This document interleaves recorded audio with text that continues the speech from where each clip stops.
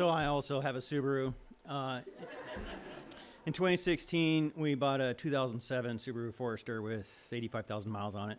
And I've never bought a Subaru with less than 75,000 miles on it. This story is about my first Subaru in 1988. So this is a very 20th century story. In 1988, honestly, my father, for me, bought a 1977 Subaru four-wheel drive. And you say, wait, aren't they all four-wheel drive? Not in the 70s. So this was a Subaru wagon that had the standard gear shift, and like a lot of those old pickup trucks, it had a second gear shift.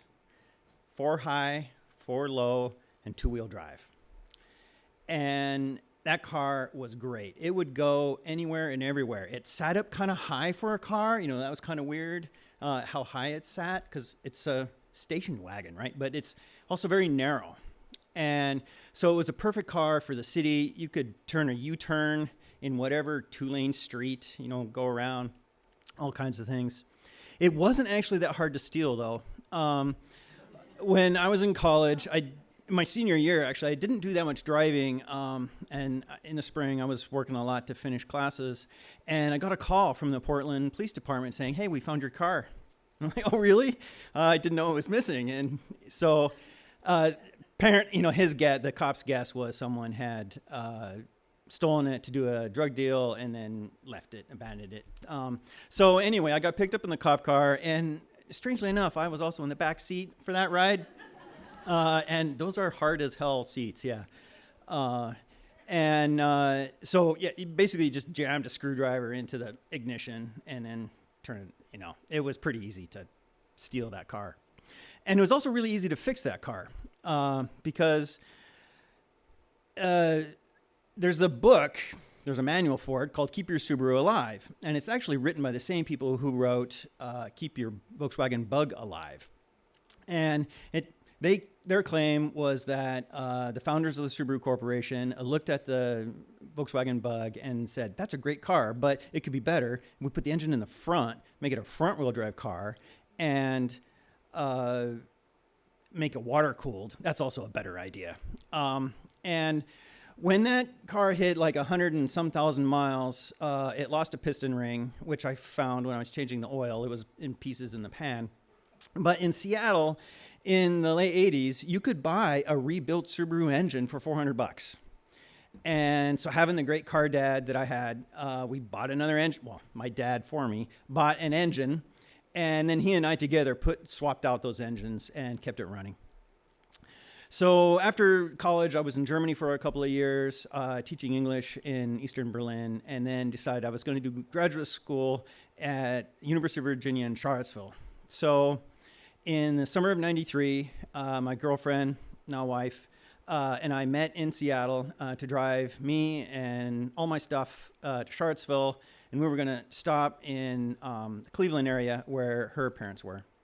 So we're driving across the country there with all my worldly possessions, which, of course, being the kind of academic, geeky guy, included a file cabinet with all kinds of Xeroxes and things full of it, which meant it was totally full, the back part. There was no putting seats down. And the thing I didn't know about I-90 in August is it goes through Sturgis, South Dakota.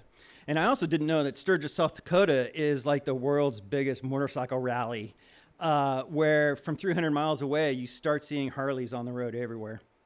So we were coming through Montana, and it was getting late for the night. This is 1993, so there's no app for that, and calling ahead, who would be that prepared? I don't know where I'm going to want to sleep. So we come up to a hotel. Sorry, we're full. Go to the next one. Sorry, we're full. We get into Wyoming. Sorry, we're full. And then the guy finally said, look, there's the Sturgis Motorcycle Rally. We're all full. But I tell you what, we've got a security patrol parking lot, and we'll lend you blankets and pillows, and you can sleep in our parking lot, which was fantastic. It was really nice. It was a Holiday Inn, so shout out to those guys. And unfortunately, we had to sleep sitting up because the seats wouldn't go back. And so the next day, we're driving through South Dakota. It's like, well, there's Sturgis. Well, fuck it. We're going to have to stop and look at all these guys and like, okay, what is this? And we looked at them, and then we went on. And that car did something really weird as we got into Sioux City. and like popped a cork or something, and which meant that anytime I came up to a stop, it would die. But it still ran. That's the thing about that car; it always ran. And so driving it from there then to Charlottesville, I kind of needed 3 feet at every stop because brake, hit the clutch, keep the gas going. Otherwise, it would die. And so then in school, I got a house not far from the university. I could ride my bike or walk. I wasn't driving it a lot.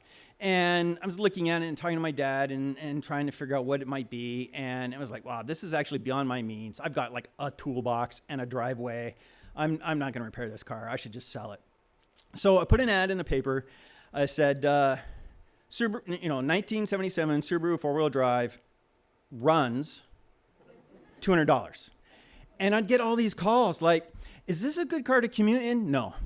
Can I drive it to Florida? Do you have a toolbox and know how to use it? Is it dependable? It runs. Can I get a safety inspection? Sure. It failed. Yeah. Finally, a friend of a friend called me and said, hey, Eugene told me you're selling this Subaru, and I love Subarus. They're really great. So I live out in the county, Albemarle County, and I got kind of a trailer there, and I've got all these Subarus around, and my wife told me you get one more car, and I'm gone, and I loved her, but I love those cars more. And so I said, well, come on, yeah, you can have a look at the car. And he's like, fuck, yeah, this is great. Wow, yeah, fuck, yeah. I am quoting verbatim here. And he washed probably that week and was marveling at this car that was kind of a piece of shit, to be honest. And then he saw this sticker in the rear window, which was this weird skeleton guy with a hat on. It said Mad Hatter. And he's like, what's Mad Hatter? I'm like, oh, that's my brother's speed metal band. Coincidentally, they did open for Nirvana in 1987, 8. Mad Hatter. Anyway, and I said, hey, that's Mad Hatter. Like, oh, what's that? Speed metal. Ooh, fuck, yeah, speed metal. I love speed metal. And I'm like, I tell you what, you give me $200 for this car, I will throw in a tape of Mad Hatter. And he's like, yeah, dude, yes, fuck, yeah, I gotta have this car. Give me 24 hours. And I'm like, sure, you bet. So he came back with crumpled up little bills that did add up to $200. And I gave him the car and the title and the tape, and he drove it away. And I haven't heard anything since, but I'm sure he loved it as much as I did.